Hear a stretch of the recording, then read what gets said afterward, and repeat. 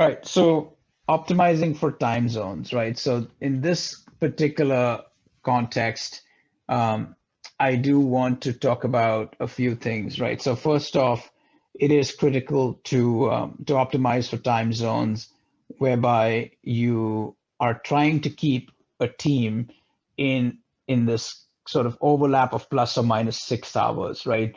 So what I mean by that is if the time zone overlap is greater than 6 hours, then it becomes really tough to get everyone together at the same time for a stand-up, for example, right?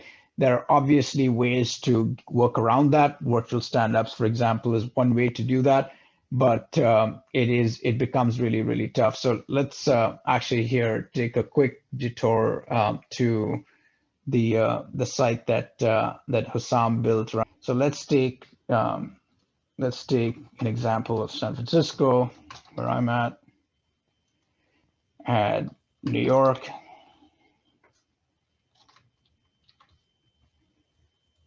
and Lagos.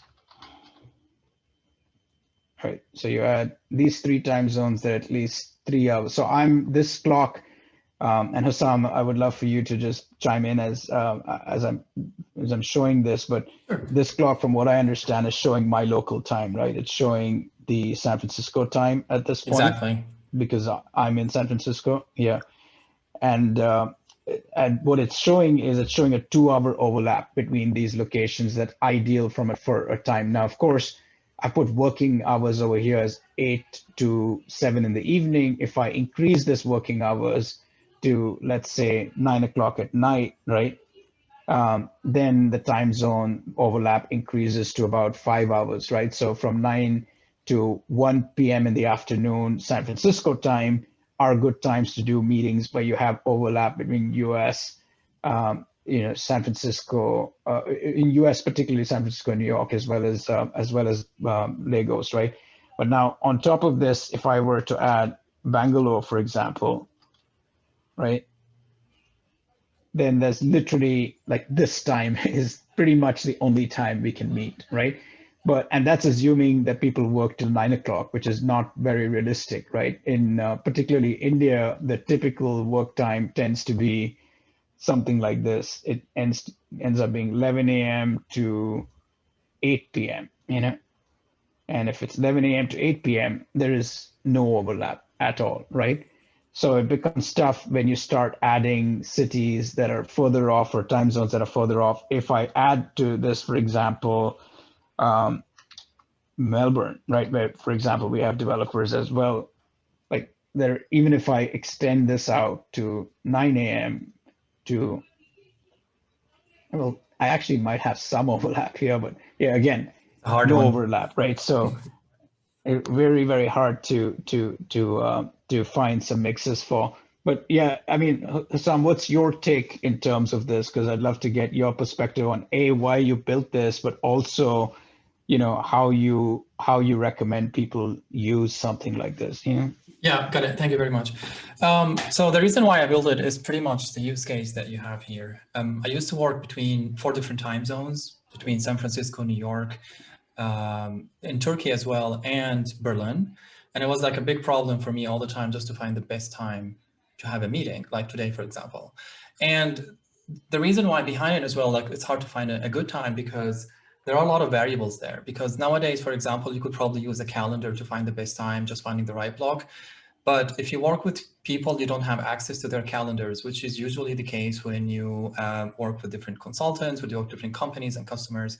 So that was actually the main problem for me. And I just couldn't find a solution to find the best time rather than just Googling everything and then sending a bunch of emails back and forth. So I was like, well, we need to have a simpler solution to do this. And the idea behind the clock is to build a global clock for the world that basically unifies the time everywhere. And just like really quickly, the layer in the middle, the layer with the letters. So this is pretty much like a 24-hour clock. So you have minutes, the outer circle, the middle circle, you have the hours, 24 hours, which is basically your local time. And then you have the letters Exactly. So this is the global time.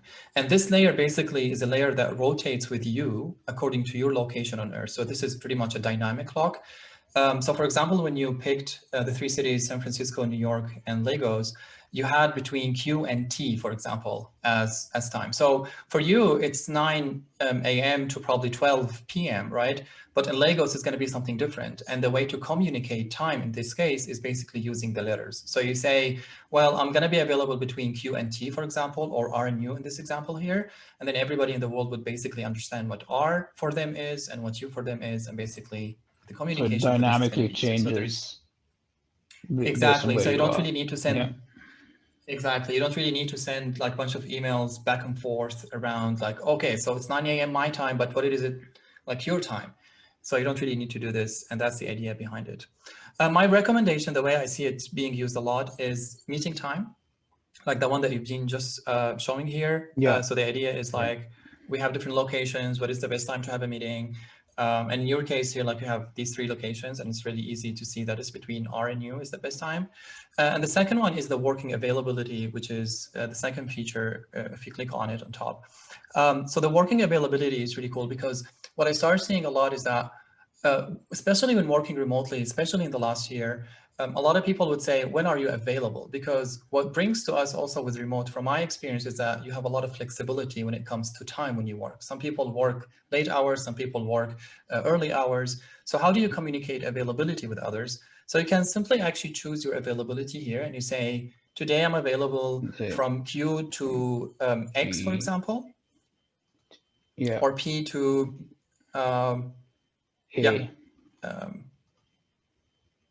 for example. So that's and then what A you do to is you say 5, exactly, you say that's my availability. And then you copy that link and you put it, for example, in your Slack profile or in your LinkedIn profile, whatever that is, or even in Archimydes, for example. And then you put it there. And then when people want to contact you, they would look at this as like, oh, okay, he's available between P and A. So if I want to contact him, I know exactly when to contact him.